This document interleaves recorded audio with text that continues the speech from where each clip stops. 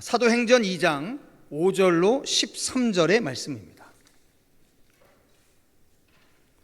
사도행전 2장 5절로 13절의 말씀을 저와 함께 한 절씩 교독해서 봉독해 올리시겠습니다. 제가 먼저 읽겠습니다.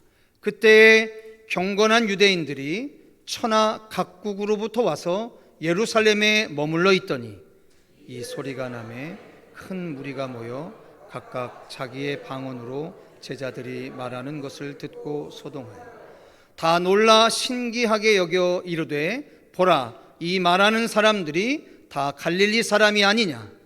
우리가 우리 각 사람이 난 곳 방언으로 듣게 되는 것이 어찌 됨이냐? 우리는 바데인과 메데인과 엘람인과 또 메소포타미아, 유대와 갑바도기아, 본도와 아시아, 부르기아와 밤빌리아, 애굽과 및 구레네에 가까운 리비아, 여러 지방에 사는 사람들과 로마로부터 온 나그네, 곧 유대인과 유대교에 들어온 사람들과 그레데인과 아라비아인들이라. 우리가 다 우리의 각 언어로 하나님의 큰 일을 말함을 듣는도다 하고 다 놀라며 당황하여 서로 이르되 이 어찌된. 함께 하겠습니다. 또 어떤 이들은 조롱하여 이르되 그들이 새 술에 취하였다 하더라. 아멘. 저는 오늘 사도행전 2장 1절로 36절의 전체 문단 안에서 특별히 5절과 13절을 본문으로 하나님의 큰 일을 말함을 듣는도다 라고 하는 제목으로 말씀 전하겠습니다. 대한민국 송도에서 2024년 9월 22일부터 28일까지 제4차 로잔 대회가 개최되는 것을 기념해서 한국교회는 2024년 한 해 허락되어지는 한 사도행전 강해를 모든 교회에서 함께 하기로 약속하고 진행을 하고 있습니다. 우리 교회 또한 네 번째 사도행전 2장의 말씀을 가지고 강해 설교를 합니다. 제4차 로잔 대회의 구호가 Let the Church Declare and Display the Christ Together라는 표어입니다. 우리식으로 번역을 하자면 교회가 예수 그리스도를 선포하고 보여주자라고 하는 구호를 가지고 진행이 되어지는 이 로잔 대회의 구호를 기억하시면서 오늘 기독교 역사, 즉 기독교 역사가 비로소 시작되어진 가장 강력한 분수령이었던 오순절 마가의 다락방에 임한 성령 임재에 대한 이야기를 잠깐 나누도록 하겠습니다. 우리가 그리스도인이 되게 되면 한 가지 어려운 과제를 떠안게 됩니다. 그게 뭐냐면 대한민국 국민으로 살아가는데 우리는 어쩔 수 없이 이스라엘이라고 하는 한 민족을 통해서 주님께서 전개하신 인류 구원사에 대해서 어쩔 수 없이 관심을 가져야 하게 됩니다. 그 전제는 분명합니다.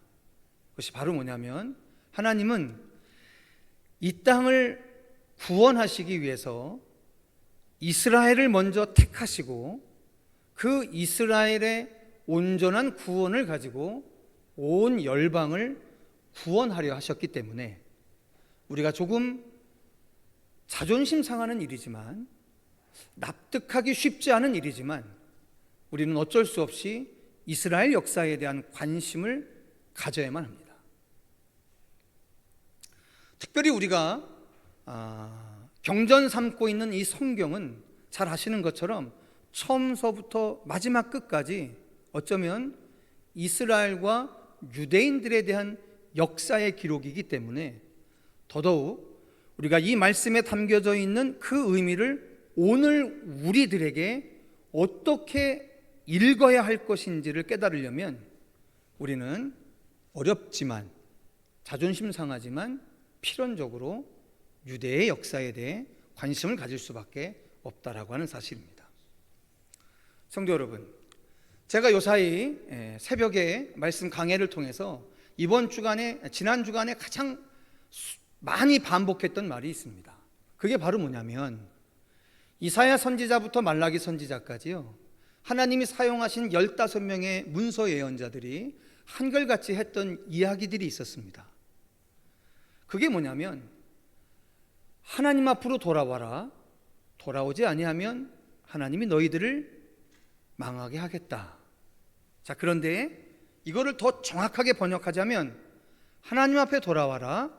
만약에 돌아오지 아니하면 하나님이 너희들을 망하게 하는 것을 통해서 새로운 구원의 역사를 만들어 나가겠다. 이것이 15명 문서 예언자들을 통해서 공히 인류의 역사 가운데 던졌던 이야기입니다.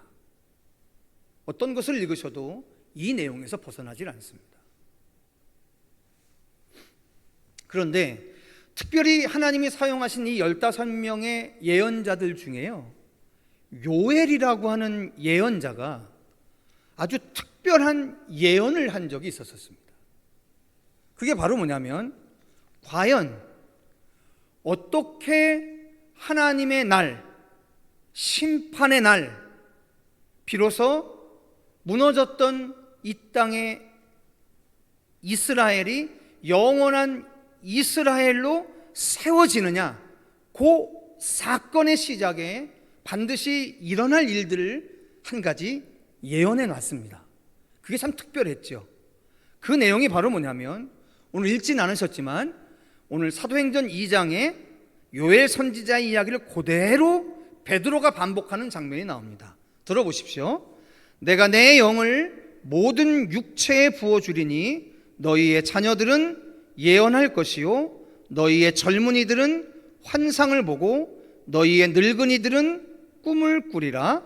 그때 내가 내 영을 내 남종과 여종들에게 부어주리니 그들이 예언할 것이요 또 내가 위로 하늘에서는 기사를 아래로 땅에서는 징조를 베풀리니 곧 피와 불과 연기로다.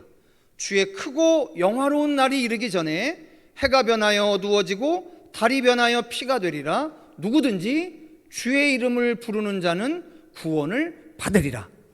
이렇게 요엘 선지자가 예언해 놨었습니다. 그런데 요엘 선지자의 이 예언의 말씀이 오늘 부활 승천하시는 예수 그리스도를 지켜본 그 사도와 그들을 따르는 120명의 사람들에게 오늘 마가의 다락방에서 오순절이 지나가는 그 어간에 실현되어지고 있는 장면이 오늘의 본문입니다. 자, 그런데 오늘 요엘서 2장에 나와 있는 요엘 선지자의 이 마지막 때를 상징하는 성령의 부으심의 역사가 나타났을 때 처음 인류의 역사 가운데 드러난 아주 강한 하나님의 역사가 있었는데 오늘 성경은 이렇게 기록해 놓고 있습니다. 그들이 다 성령의 충만함을 받고 성령이 말하게 하심을 따라 다른 언어들로 말하기를 시작하니라 라고 되어 있습니다. 자, 성도 여러분, 성령 받으셨습니까? 안 받으셨나요? 다시 여쭤보겠습니다. 여러분 성령 받으셨습니까? 여러분 안에 성령이 계십니까? 자, 우리 분명한 진리를 가지고 우리는 이제부터 이야기해내야 합니다. 성령이 우리에게 임했을 때 성령의 임재하심으로 말미암아 일어났던 가장 강력한 사건은 뭐냐면 성령이 말하게 하심을 따라 다른 언어들로 말하기 시작했다라고 이야기를 합니다. 자, 그런데 오늘 읽으신 본문을 보시다 보면 그 언어의 종류가 이렇게 나와 있습니다. 우리는 바데인과 메데인과 엘람인과 또 메소보다미아, 유대와 갑바도기아, 본도와 아시와 부르기아와 밤빌리아, 애국과 및 구레네에 가까운 리비아, 여러 지방에 사는 사람들과 로마로부터 온 나그네 곧 유대인과 유대교에 들어간 사람들과 그레데인과 아라비아인들이라 우리가 다 우리의 각 언어로 하나님의 큰 일을 말함을 듣는도다 라고 이야기합니다. 저를 따라해 보시겠습니다. 하나님의 큰 일을 말함을 듣는도다. 그렇습니다. 자, 성도 여러분, 자, 우리는 성경 안에 기록되어져 있는 이 글을 가지고 분명하게 정리하셔야 할 것이 한 가지가 있습니다.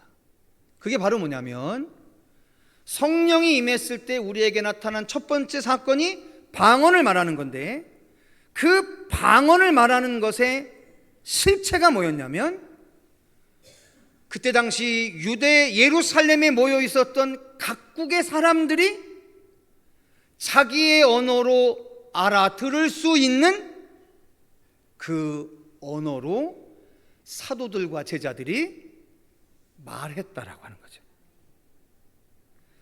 자, 성경에 기록되어져 있는 방언의 첫 번째 실체는 뭐냐면 우리도 제대로 알아듣지 못하고 남들도 알아듣지 못하는 그런 것이 아니라 그 시대의 각각의 언어로 모두가 뚜렷하게 알아들을 수 있는 언어였다라고 하는 겁니다.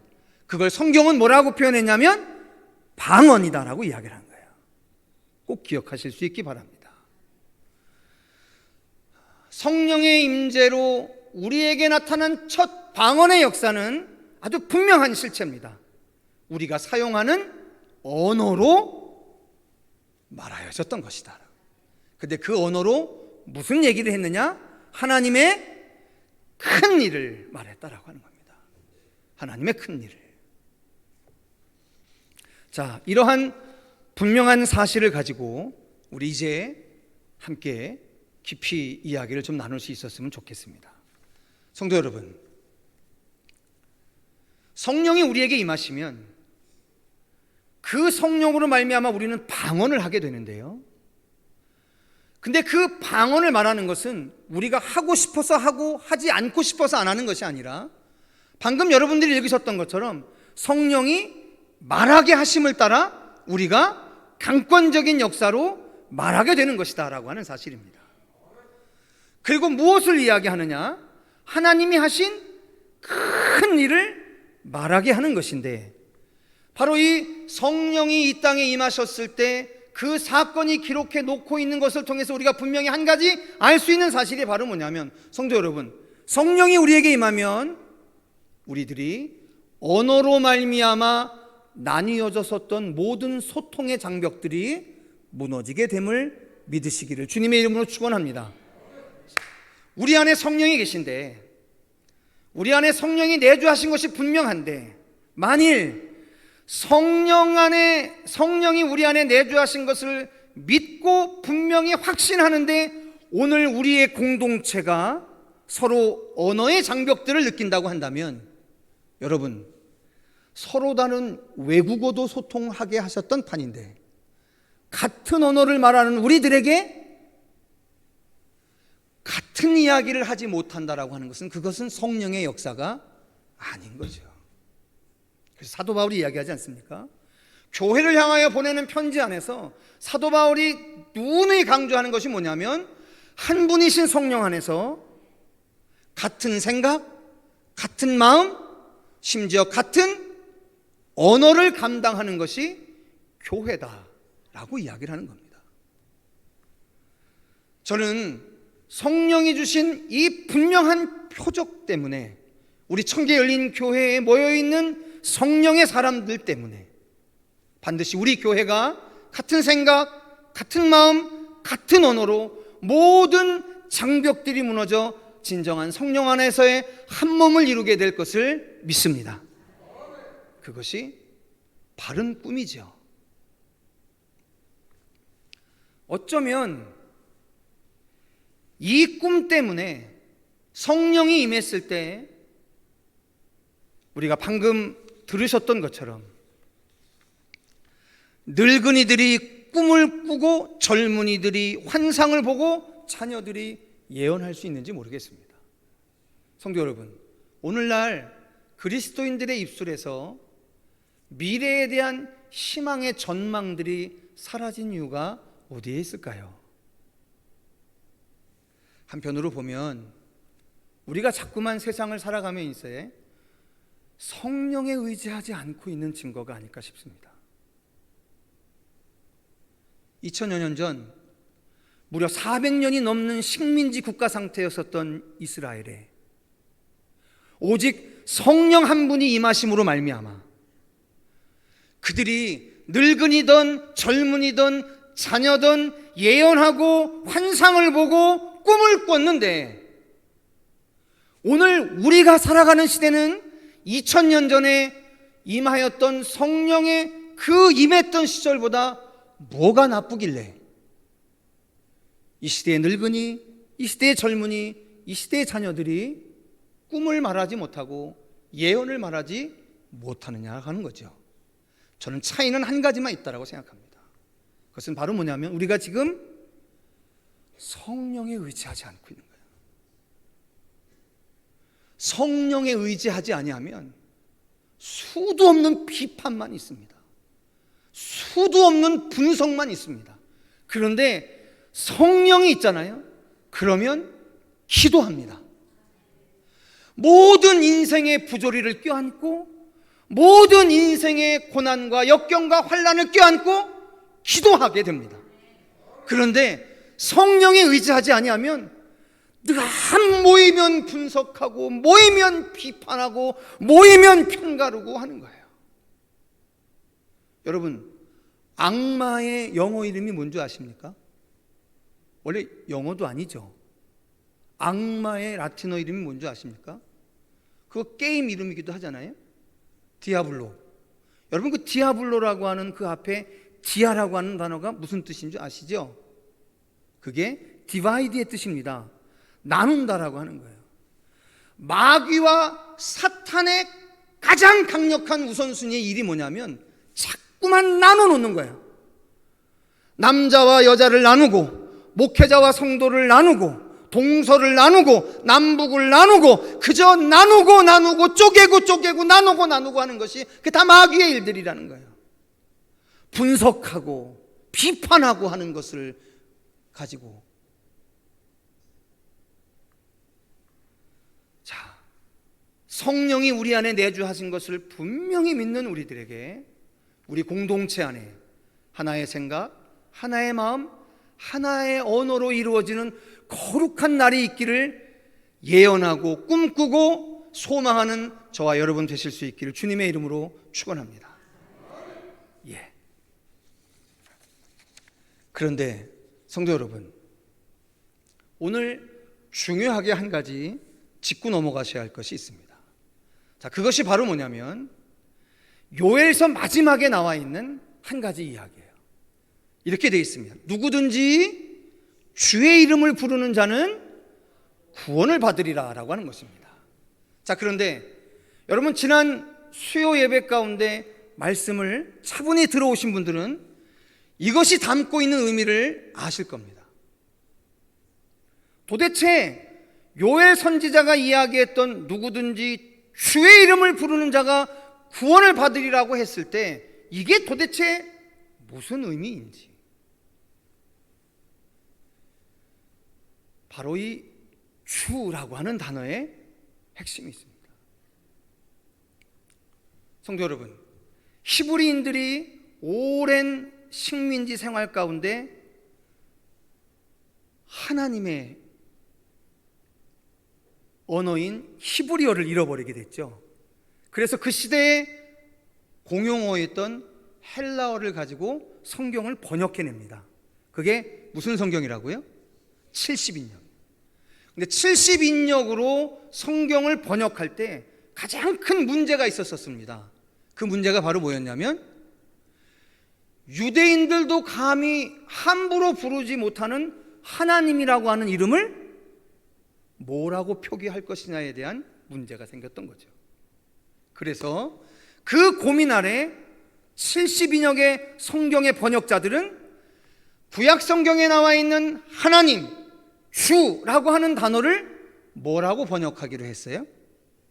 큐리오스라고 하는 단어로 번역을 하기로 했습니다. 그런데 오늘 일군의 어떤 무리들이 예수라고 하는 사람을 뭐라고 부르기 시작했냐면 큐리오스라고 하는 주라는 단어를 부르기 시작했다라고 하는 겁니다. 자, 누구든지 주의 이름을 부르는 자가 구원을 받을 것이다 라고 이야기했는데, 요엘 선지자가 이야기했던 그 주는 야훼 하나님인데, 어느 날 교회의 시대에 접어들면서 어느 날 일군의 무리들이 예수라고 하는 그 역사적인 인물을 향해 큐리오스, 즉 구약 성경이 야훼 하나님을 부를 때 사용했던 그 단어를 붙이기 시작했다라고 하는 거죠. 이유가 있었을 것 아닙니까? 예수가 그들에게 큐리오스가 되어진, 주가 되어진 이유가 있을 것 아닙니까?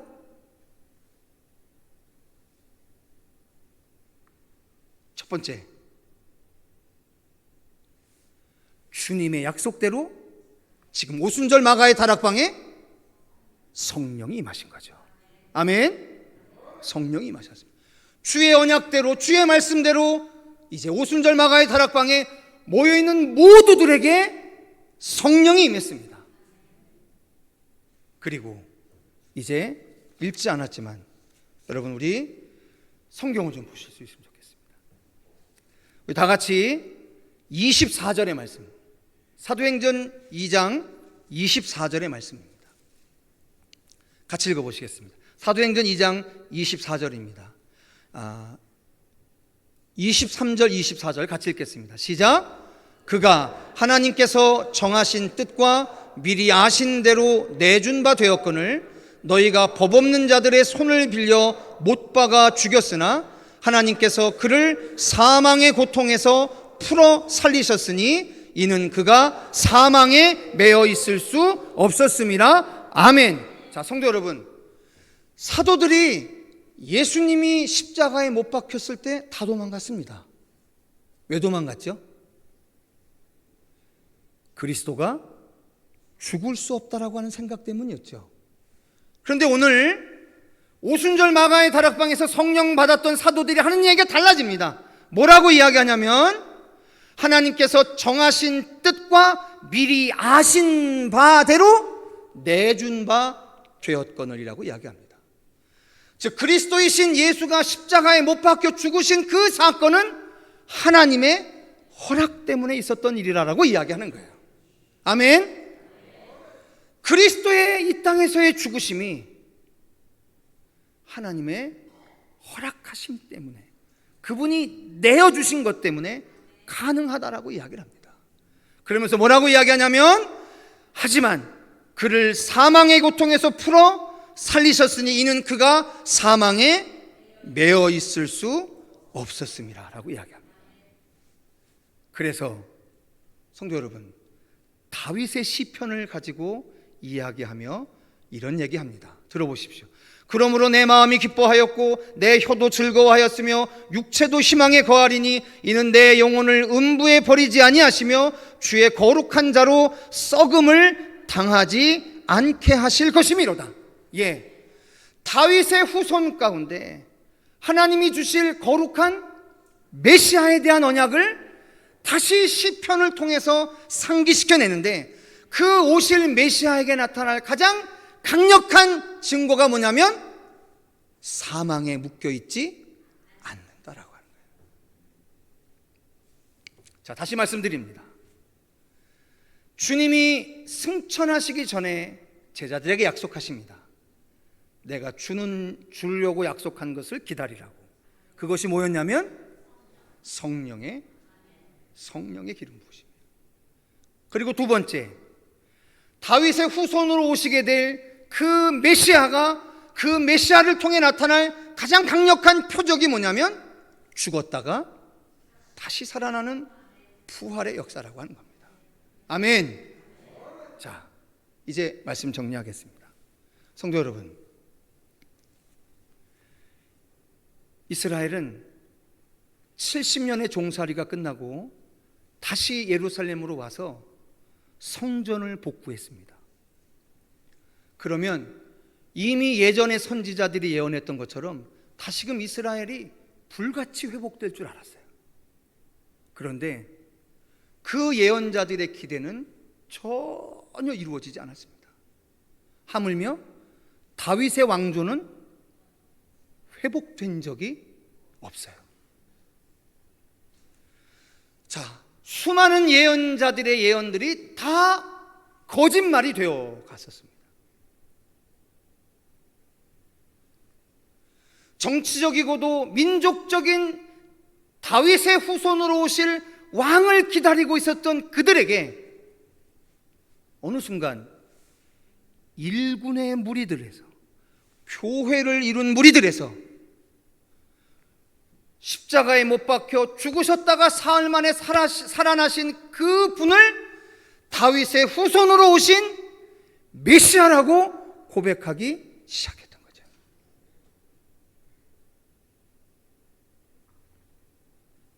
식민지 세월의 한복판에서 힘없이 죽어간 그 예수가 우리가 그토록 기다리고 있었던 진짜 메시아였다라고 하는 소리들이 퍼져나가기 시작했던 겁니다. 그리고 자, 마지막 죄송합니다. 한 절 더 읽어야 되는데요. 36절부터 40절까지의 말씀을요 함께 같이 읽어보시도록 하겠습니다. 36절로 40절의 말씀인데요. 자, 같이 읽겠습니다. 시작.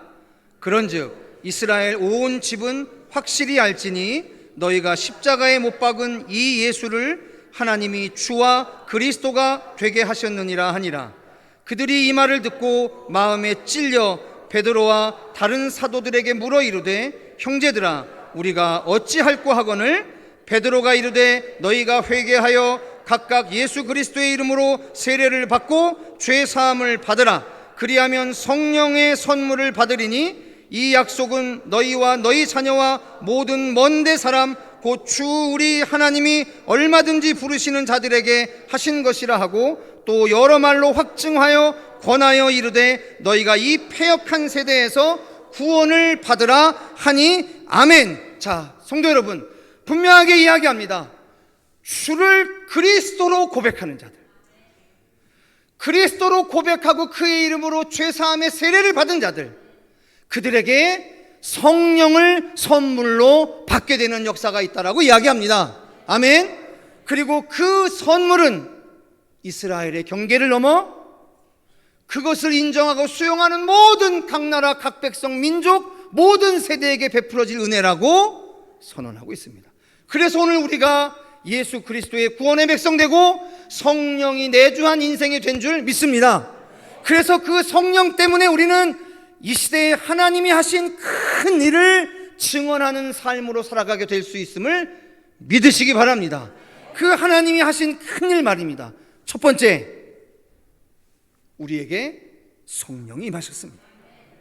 두 번째, 주께서 우리를 위해 죽으셨다가 부활하셨습니다. 그것을 믿는 우리도 영원한 생명으로 부활할 것입니다.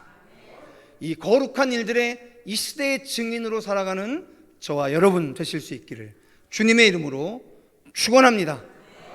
저 옆에 있는 분들에게 이렇게 축복하겠습니다. 하나님의 큰 일을 말하는 인생 됩시다 라고요.